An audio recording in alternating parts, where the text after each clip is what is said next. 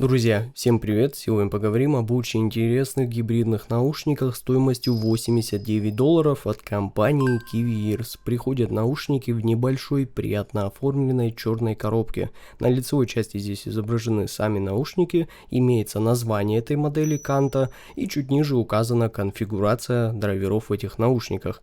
Ну а вверху расположен логотип компании. Сзади указан адрес производителя и имеются различные сертификаты. Ну и за звук здесь отвечает один динамический драйвер и два планарных излучателя, что довольно необычное решение. Чувствительность составляет 104 дБ и они получили импеданс 14 Ом. И кстати, на раскачку наушники не очень тяжелые, несмотря на использование планарных излучателей. Теперь давайте рассмотрим комплектацию более подробно. Наушники, хороший и фирменный кейс, кабель с коннекторами 2 пин и штекером на 3,5 джек, инструкция по использованию наушников и целых 3 набора силиконовых амбушюр.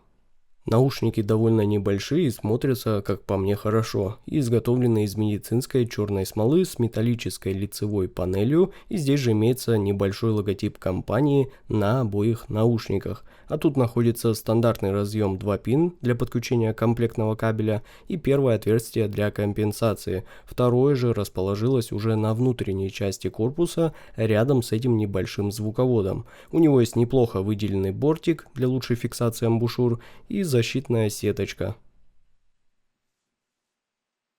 Сидят эти наушники в ушах у меня отлично, проблем с удобством и посадкой вообще никаких нет, несмотря на то, что звуковод тут не самый длинный. Но при правильном подборе амбушюр обеспечивается должная звукоизоляция и комфорт использования. Я использовал эти наушники что с комплектными амбушюрами, что с другими по типу EPZ M100 и Tanzu Sankai. Но кабель, понятное дело, я не менял и использовал только комплектный вариант. Он и удобный, и очень легкий, но разве что иногда немного путается. Но в остальном вопросов никаких к нему нет. И прослушивал я, как обычно, эти наушники с SAP-усилителями от компании Topping.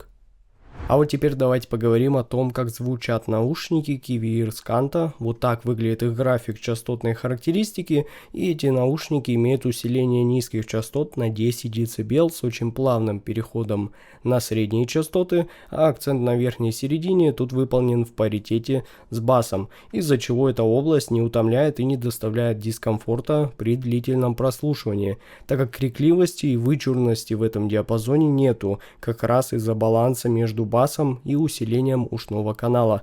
Да и высокие частоты тут вполне неплохие по продолжительности. Не рекордные, конечно, но вот как раз с подчеркнутыми акцентами тут для усиления прозрачности и четкости. И я так полагаю, немного вот эти пики тут усилили, чтобы восполнить провал на 6 кГц, дабы на слух все звучало более естественно и правильно. Хотя, конечно, лучше бы вот этого провала тут не было, но что есть, то есть. Давайте теперь разберем звучание наушников подробнее. Низкие частоты в этих наушниках хороши, они быстрые, с достаточной массой и объемом, не звучат они как-то скомканно и вяло, наоборот же бас тут прям динамичный и панчевый по восприятию, с очень даже хорошей прозрачностью и текстурной проработкой, и он довольно многослойный, хорош на удар из-за правильного усиления мидбаса. Четко по моему новому таргету. И в целом, да, для динамического излучателя тут все хорошо и знакомо, но если, допустим, вы понимаете, что вы уже прям реальный басхед и хотите получить еще более выделенный сабвуферный мощный гул, то смотрите уже в сторону Zigat Ared из предыдущего обзора. Там низкие частоты буквально промассируют ваши уши. Но лично мне количество низких частот в этих наушниках полностью хватает. Ну а вот серединка тут выполнена энергично, очень драйвово, с небольшим ощущением некой утопленности и легкости инструментов, зато с хорошей открытостью и энергией, с насыщением у вокальной части.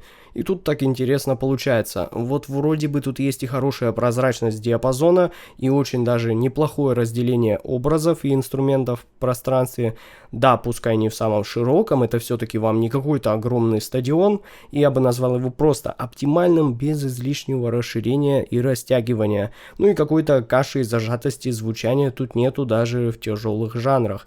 Да и подчеркнутые транзиенты и атаки тут радуют слух. Но вот есть тут прям небольшой такой нюанс, а именно слышно немного измененные тембры на верхней середине. Все-таки сравнивая эти наушники с прекрасными гибридными наушниками Zigata Red из предыдущего обзора, где серединка подается прям натурально, тепло и увесисто и крайне достоверно по тембрам, то в этом диапазоне я сразу слышу, что тут ситуация немного другая и есть немного заметный планарный тембр. Вот чуть бы когерентность драйверов сопоставить и было бы супер, но стоит понимать, что работу планара замаскировать не так уж и просто, и это нормально. В любом случае, если вы уже знакомы с планарными наушниками и имеете четкое представление об их звучании, то окей, я не думаю, что вы будете беспокоиться об этом. А если это будут ваши первые наушники с использованием такого типа излучателя, то тем более. А высокие частоты тут прям такие искристые, детальные, и сразу чувствуется, что да, техничность и более явное и аналитичное прослушивание микронюансов и различных послезвучий – это именно про эти наушники. Но и учитывайте, что из-за этого они заметно так придирчивы к качеству музыкальных композиций, которые вы собираетесь на них слушать. И лучше всего, на мой взгляд, исходя из моего опыта прослушивания, наушников с таким более светлым и дерзко подчеркнутым на высоких частотах тональным балансом, они все начинают себя куда интереснее показывать именно в современной музыке. С хорошим и уже доведенным до ума сведением, а что-то олдскульное и какие-то полевые записи без хорошего сведения в этих наушниках, конечно, будет отыгрываться с подчеркиванием всех нюансов и проблем записи, если они есть. И тут уже прошу вас не удивляться, так как кто имел опыт прослушивания более просветленных наушников в этом диапазоне, наверняка понимает, что с этим ничего не сделать, разве что учитывать вот этот момент при покупке, о чем я вас предупредил. Ну а более теплых и притемненных наушников по подаче сейчас и так хватает. Поэтому выбрать сейчас подходящие наушники на свой вкус для себя вообще не проблема.